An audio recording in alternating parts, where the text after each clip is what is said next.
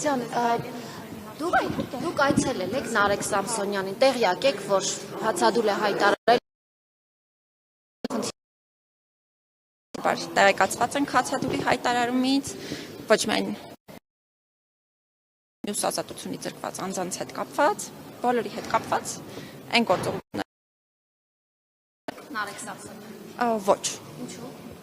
Կներեք, բայց մարդու իրավունքների պաշտպանն է որոշում այցերի, թե հերթական, թե արտահերթ։ Կա պատճառ կոնկրետ ինչու՞ չեք այլ։ Միայն նրա համար, որ ընդդիմադիր է Նարեկ Սամսոնյանը։ Հարգելի լրագրողներ, մենք բազմաթիվ ընդդիմադիր գործիչների պարբերաբար եւ այցելել ենք, եւ այցելում ենք, եւ այցելել ենք։ Միքայել Սրբազանին այցելել եք։ Այո, բնականաբար։ Հիվանդանոցում։ Ոչ։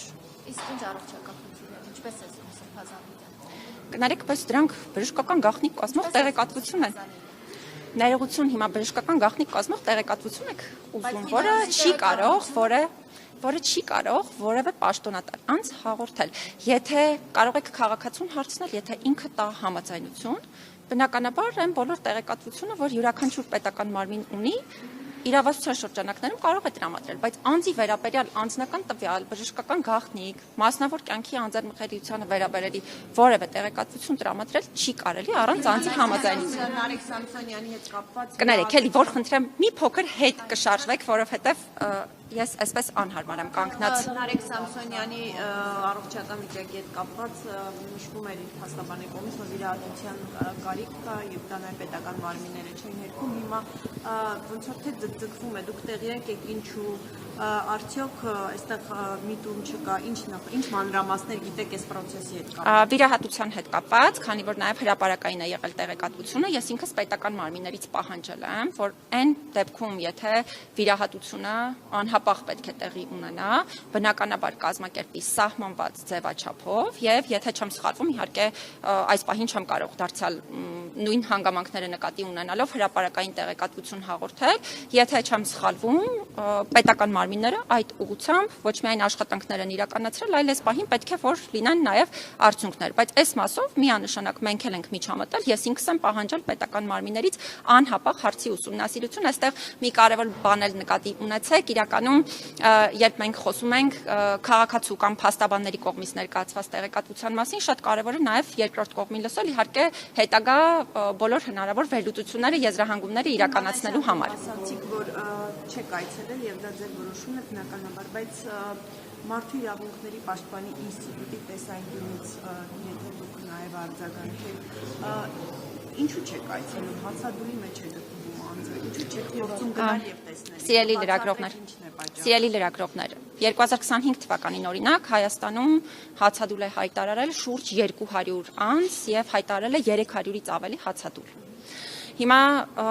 մարդու իրավունքների պաշտպանության ազգային հաստատությունների գործունեության մեթոդաբանությունն այն է, որ այցեր պետք է իրականացվեն բացառապես այն դեպքերում, երբ դա անհրաժեշտ է ՄԻՊ-ի լիազորություններին վերաբերելի տեղեկատվություն ձեռք բերելու համար։ Եթե օրինակ, անձը բողոքում է, մենք ունենք բազմաթիվ հացադուլ հայտարարած անձինք, ովքեր դիմում են մեզ եւ ասում են օրինակ, որ գիտեք, ես բռնության եմ ենթարկվում եւ չեմ ուզում որևէ բան պատմել, որևէ այլ մեկին կամ դիմումով ներկայացնեմ, ինձ համար շատ կարեւոր է, որպեսզի դուք անձամբ ներկա լինեք, ես ձեզ կարողանամ խորհրդապահական գաղտնի եղանակով ասել այն ինչ ուզում եմ եւ դուք էլ միջամտեք իմ իրավունքների իրացմանը։ Եւ բնականաբար այդ բոլոր դեպքերում քաղաքացիներին այցեր են կազմակերպվում։ Բայց չէ, սեփական նախաձեռնությամբ կներեք, հիմա ես այդ հարցին էլ կանդրադառնամ, քննարկեմ, բայց հուսով եմ կհրապարակեք, որովհետեւ եթե չեմ սխալվում, մի դեպք եղել է, որ եթե չեմ սխալվում, չեք հրապարակել հարցազրույցը, կուզենամ պարտադիր, այո, սրա հետ կապված հրապարակեք։ Հիմա սեփական նախաձեռնությամբ այցեր իրականացնում ենք դարձյալ այն դեպքում, երբ որ կարիք է լինում տեղեկատվություն ձեռք բերել, այնպիսի տեղեկատվություն, որը այլ կերպ հնարավոր չէ ձեռք բերել։ Օրինակ, դարձյալ մարդը մեզ չի դիմել, բայց մեզ այնպիսի տեղեկատվություն է հայտնի դարձել, որը շատ կարևոր է հենց իրենից լսել։ Կամ օրինակ մենք վերջին ժամանակահատվածում մշտադիտարկման այց չենք ունեցել համապատասխան քրեակատարողական հիմնարկ եւ օրինակ անձը ասում է, որ խցային պայմանները այսպիսին են եւ մեզ համար կարեւոր է գնալ հենց տեսնել խցային պայմանները։ Հիմա, եթե մենք խոսում ենք կոնկրետ այս դեպքի մասին, նախ նշեմ, որ մեզ ընդհանրապես որևէ դիմում չի ներկայացվել։ Դեպքի հետ կապված մենք ընդհանրապես ինչ լիազորություններ ենք իրականացնում, մեր լիազորությունը հետեւյալն է։ Մենք նախ հացադուլի հետ կապված սա բոլորի համար, հա, որ պարզ լինի, հացադուլը նաև միջազգային ստանդարտների համաձայն անձի իրավունքն է եւ որևէ պետությունը հատկապես իրավունք չունի անձին նույնիսկ հարկադիր սնուցում իրականացնել, այսինքն այստեղ հստակ են չափանիշները։ Ինչն է այստեղ կարևոր, հացադուլի վարման ընթացքի հետ կապված, եթե փորձում ենք իրավունքների երաշխիքների ապահովումը դիտարկել,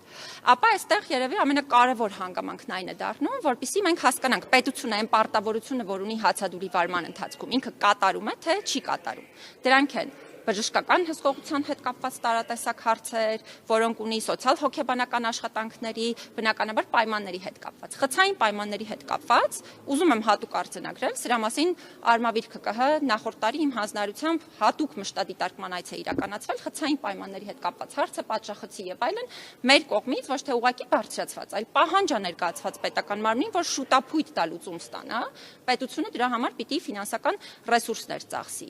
Երկրորդը անձի կողմից հացադուլի վարման հետ կապված, պետության պարտավորությունների կատարման առումով գաղափարը հետևյալն է։ Մենք այս պահին էլ իմ նախաձեռնությամբ սկսել ենք ուսումնասիրություն եւ անընդհատ պետական մարմնից տեղեկատվություն ենք ստանում, թե այս պարտավորությունները, որ դուք պիտի կատարեք, դուք կատարում եք, թե չեք կատարում, մինչ այդ կներեք, մինչև ուսումնասիրության ներողություն քնար ջան։ Հիմա դուք խոսում եք ոչ թե Հայաստանի Հանրապետության որևէ քաղաքացու հետ, հիմա դուք խոսում եք մարդու իրավունքների պաշտպանի հետ, ով ունի հստակ լիազորություններ եւ չի կարող նաեւ իր լիազորությունների շրջանակից դուրս գալ։ Հիմա հացադուլի հետ կապված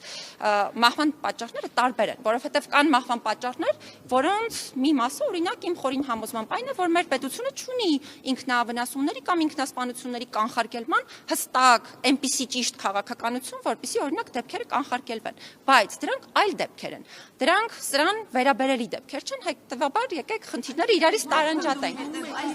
Այո, մենք հետևում ենք։ Մենք բնականաբար հետևում ենք։ Մենք բնականաբար եւ ստանդարտներին համապատասխան եւ բնականաբար չափազանց կարեւոր է, որպեսզի օրինակ զրուցեք հասկանաք ինչու է հացադուլի մեջ, ինչ նորից եմ կրկնում։ Սիրելի լրագրողներ, նորից եմ կրկնում։ Եթե օրինակ մենք կարողանանք պատկերացնում եք, մենք ունենք շատ փոքր աշխատակազմ։ Մեր աշխատակազմը իրապես, հա, նույն ոչ միայն այս խնդրով, ընդհանրապես օրինակ 5 հոգի է, որը զբաղվում է եւ պիտի զբաղվի ոչ միայն այս խնդրով, պիտի զբաղվի մնացյալ բոլոր քաղաքացիների խնդիրներով։ Բնականաբար մենք քնար ջան, խնդրում եմ մի պահ, խնդրում եմ այս պահին առանց էմոցիոնալ ձևակերպումների, խնդրում եմ հիմա կներեք, հա, մարդու իրավունքների պաշտպանի հաստատությունը որևէ երկրում չունի այսպես, հա, հստակ լիազորություն կամ հստակ պարտավորություն դեպքերին միջամտելու։ Անզոր եք այս իրավիճակի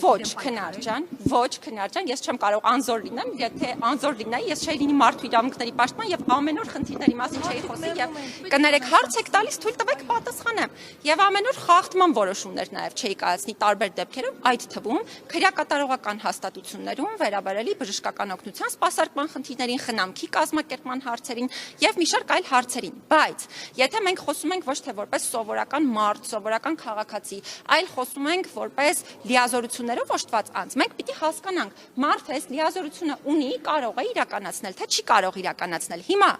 ես 200 հոգու բնականաբար չենք կարող մենք այցելել։ Դրա համար բոլոր հաստատություններում, բոլոր երկրների, բոլոր եվրոպական երկրներում գաղափարը հետևյալն է.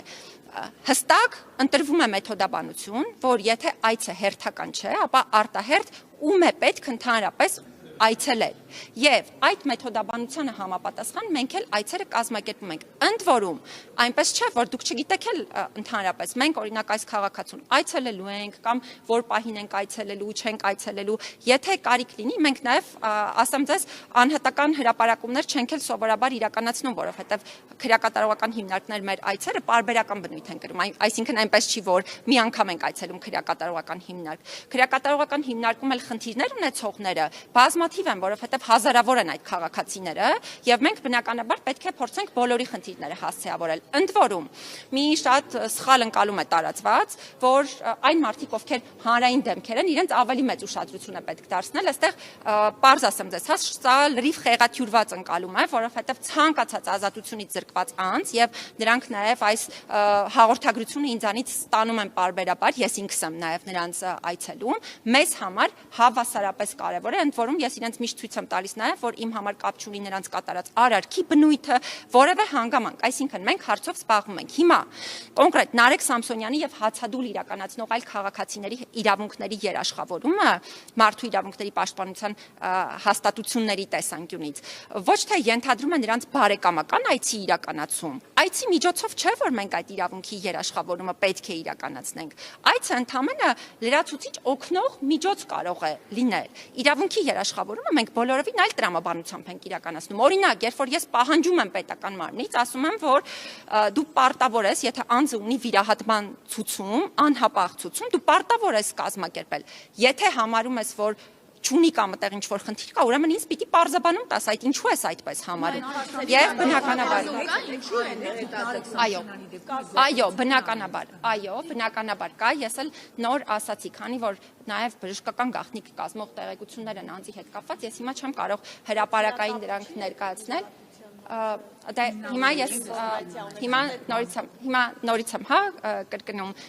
կարծես թե այդ պահանջների կատարման առումով դրական, քանի որ առաջընթաց կա, դրական զարգացում հնարավոր է լինի, ես կխնդրեմ ուղղակի սպասենք, որպեսզի ես չափանիշ չխախտեմ, այսինքն հիմա չսկսեմ օրինակ անձի մասին այնպիսի տեղեկատվություն տրամադրել, որը օրինակ կարող է անձը չի ուզում, որպեսզի մարդիկ իմանան կամ այնպիսի ստանդարտ չխախտեմ, որը իմ տեսանկյունից է խնդրահարույց։ Սպասենք, կհրապարակվի վստահ եմ։ Մենք ծավալի դեպքեր ենք ունեցել, օրինակ Հացբերով, Մանվել Գրիգորյան, Արմեն Գրիգորյան, մենք նման դեպքերի հետ փաստերի հետ առնչվել ենք, եւ նույն հարությունն ասում է, շատ դեպքեր ունենք, Վարդան Ղուկասյանի դեպքում, մարդը դատարանում հստակ ասում է լավ չեմ զգում ինձ, շտապօգնությունը կանչում է, շտապօգնությունն ասում է անապահ պետք է տանել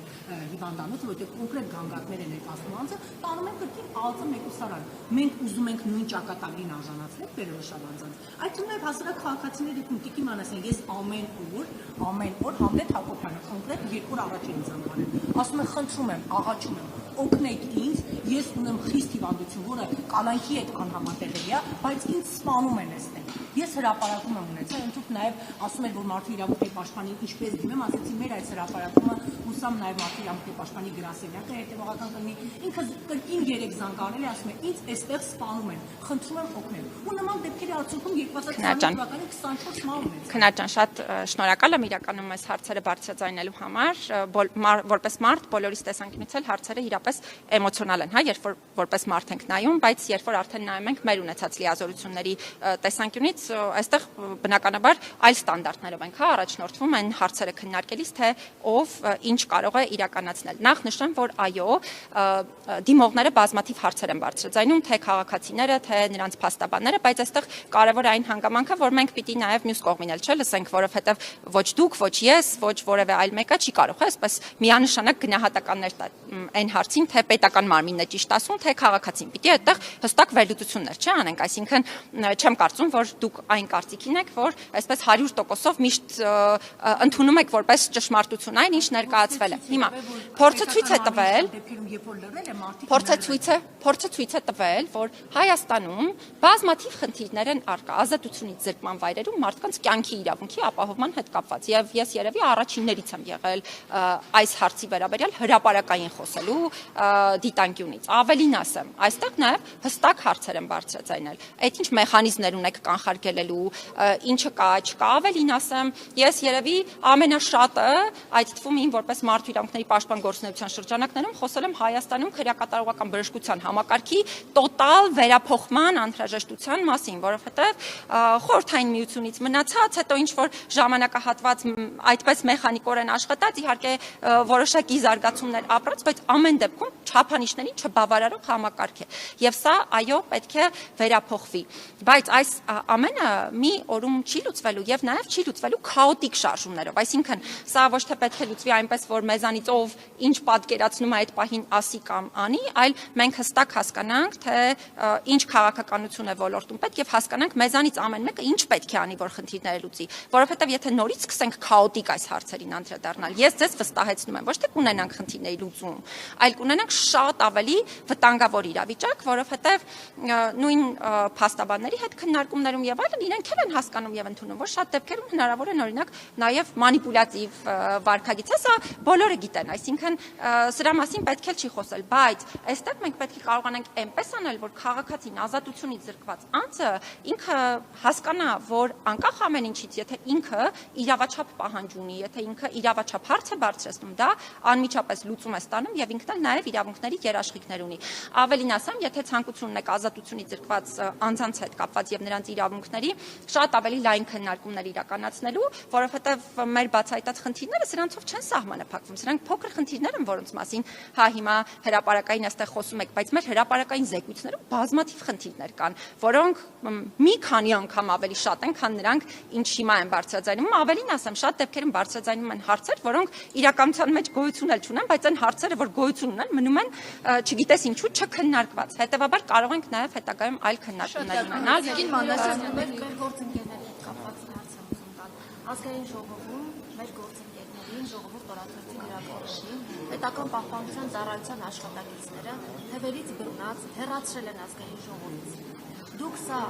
տեսել եք, բնության առարկա դարձրել եք, ինչպես եք վերաբերվում լրագրողների նկատմամբ այս մոտեցմանը եւ կրկին Նարեկ Սամսոնյանի հետ կապված։ Նարեկ Սամսոնյանը եւ Վազգեն Սաղաթելյանը նստած են բառի համար, այսինքն արտահայտություն, որը իշխանությունը համարում է հայհոյանք, եւ եթե դիցուկ դրանք հայհոյանքներ են, ապա քաղաքացուն լրագրողի հայհոյելու համար այդքան ամիս կալանքի տակ են պահում։ Հայհոյանքը ծանր հանցագործություն է։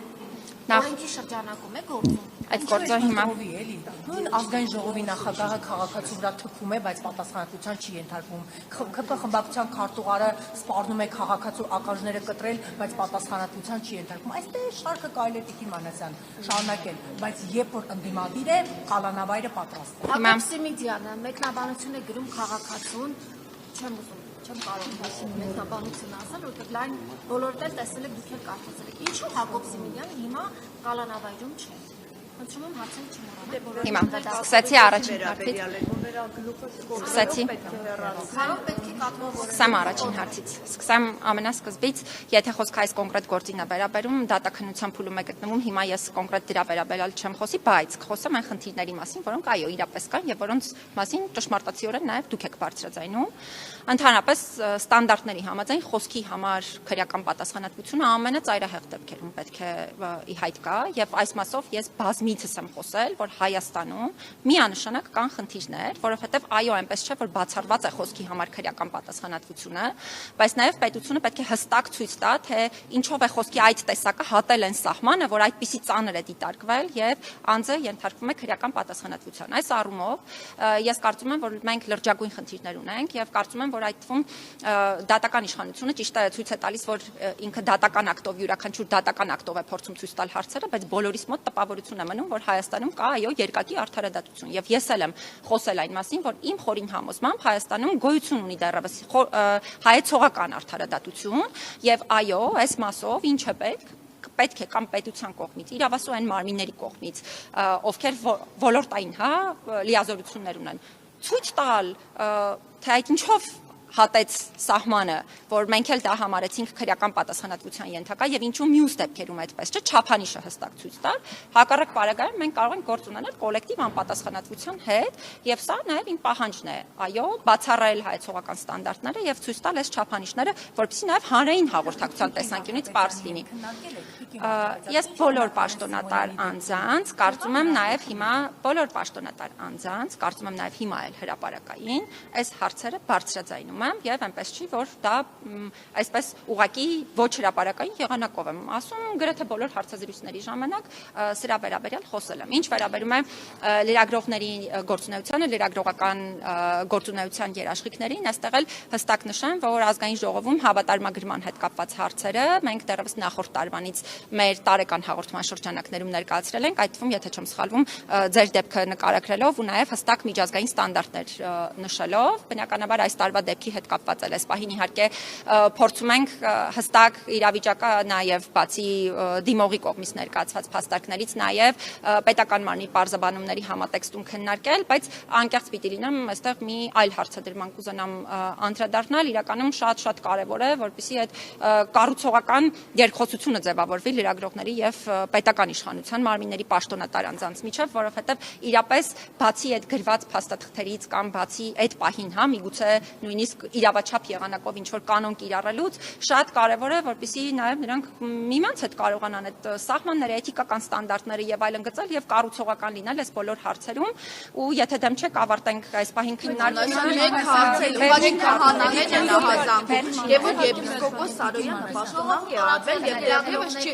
Լեա ջան հարց չի Էլի վերջում Այդ գործընկերների վերաբերող Ես ասացի դուք որպես մարդու իրավունքների պաշտպան կգտնեք որևէ էթիկայի խախտում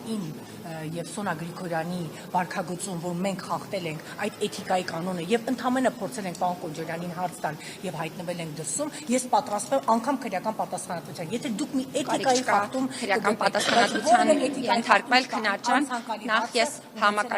նախ ես համակարգային խնդիրների մասին խոսեցի, կարծում եմ մեր բոլորիս տեսանկյունից թե իմ թե ձեր շատ կարևոր է, որպեսզի մենք ոչ միայն մեր հետ կապված հարցերը, չէ, քննարկման առարկա դարձնենք, այլ ընդհանուր հարցեր, որովհետև օրինակ եթե մեր հետ կապված հարցերը կարևոր լինեին, հիմա այստեղ ես պետք է գայի ամբողջ օրը նստեի, սկսեի խոսել այն մասին, թե օրինակ այս պահին հացադուլի մեջ գտնվող անձի ընտանիքի անդամը ինչ հայհոյանքներ է իմ հետ կապված հրապարակային դրել, իմ աշխատակիցների հետ կապված ինչեր են ասել եւ այլն, բայց սրան չեմ անդրադառնում, որովհետև ինձ համար ոչ թե այս պահին մեր անհատական հարցերն են կարևոր, այլ համակարգային։ Հիմա այդ հարցին էլ ձեզանից էլ ունենք մեծ սպասելիքներ, բոլորս, ձեզանից էլ բոլորս ունենք մեծ սպասելիքներ, բնականաբար, եւ սպասելիքներ ունենալը չի ենթադրում, որ պետք է բոլորս նստենք եւ օրենք խախտենք։ Հիմա կներեք, ես իշխանության ներկայացուցիչ չեմ, ես պետական սահմանադրական պաշտոնատար անձ եմ, անկախ պաշտոնատար անձ եմ, ընդ որում, որի գործունեությանը ոչ միայն չի կարելի միջամտել, որը նաեւ ապաքաղաքական է։ Հիմա լրագրողների հետ կապված քննարկան, ես բնականաբար ինձ թույլ չէի տա էթիկական որևէ հարցի վերաբերյալ ձեր կոնկրետ դեպքի մասով խոսել, պատասխանը համակարգային էր, բայց քանի որ հիմա շտապում եմ ձեր վերջին հարցը փորձեմ եպիսկոպոս Սարոյանը պաշտոնանկ է արվել եւ դեռևս չի վերականգնվել իր թեմակալ պաշտոնում, սկսել է ճնշումներ բանեցնել քահանաների ուղղությամբ, բազմաթիվ հրապարակումներից հետո ինչու քրեական գործ չհարուցվեց, իշխանահաճո գործողություններ է կատարում միգուցե եւ ինչ իրավունքով է միջամտում ձեր կուսակից կամ քաղաքական ուժի ներկայացուցիչ Վեդու համայնքապետը, վերջով վարչական աշխատողներ են եղել եւ քահանաները ահազանգում են, որ իրենց հանդեպ ճնշումներ են գործադրվում, մարդու իրավունքները ինչ են ոտնահարվում վարչական ռեսուրսներով։ Ճիշտ ասած, չգիտեմ, որտեղից ենթադրեցիք, որ ես կուսակցական գործունեություն եմ իրականացնում, ես ընդհանրապես կուսակցական գործունեություն չեմ իրականացնում, չեմ իրականացրել, ես 2008 թվականից աշխատում եմ Հայաստանի պետական համակարգում, այսինքն բավականին երկար տարիներ եւ երբևէ չեմ իրականացրել կուսակցական կամ քաղաքական գործունեություն։ Հիմա Այո, դեպքի հետ կապված միանշանակ, ավելին ասեմ, մենք նաև քաղաքացու հետ, մենք պարզ ասեմ, հա, նաև քաղաքացու հետ ենք խոսել, որպեսզի նրա իրավունքների պաշտպանությունը կարողանանք այդ թվում իր համաձայնությամբ իրականացնել։ Հիմա այստեղ էլ, հա, մյուս հարցն է, նախորդ շաբաթ հարցազրույց էի տվել, դրան անդրադարձա, միգուցե չեն լսել, հրապարակային էլ ասեմ, իրականում կառաջարկեմ հատկապես քաղաքացու հետ կապված հրապարակումները զգույշ անենք, որովհետև միգուցե ինքը թիրախավորվում է ու այն տրամաբանությամբ, միգուցե նաև այն եղանակով, որը իր իրավունքներին ավելի մեծ խախտում է, հա, ենթադրում, դեպքը միանշանակ ուսումնասիրել ենք, նաև քաղաքացու հետ ենք խոսել, ինքը համենայն դեպս այդ մասով, հա, այսպես ասեմ, մեզ այնպիսի խնդիրներ չի բարձրաձայնել, որպեսզի կարողանանք մի փոքր ավելի մեծ տեղեկատվությամբ խնդիրներին անդրադառնալ, բայց բնականաբար էլի խնդիրի ուշադրության կենտրոնում է նաև պարզաբանումներ ենք պահանջել, որ հասկանանք պետական մարմինը այս մասով ինչ է ասում։ Ինչ վերաբերում է ճնշումներին, մենք հենց նաև երեկ ունեինք խորհրդակցություն, այդ թվում այս հարցն էինք քննարկում։ Շնորհակալ եմ, որ բարձրաձայնեցիք, մի անգամ էլ դրա վերաբերյալ խոսեցիք, մենք այս մասով կփորձենք այդ թվում քաղաքացիներից, ովքեր ենթադրաբար ճնշումների են ենթարկվում, խորհրդապահական եղանակով հասկանալ իրավիճակը եւ մեր քայլերը ձեռնարկել։ Շնորհակալ եմ, կխնդրեմ ավարտենք։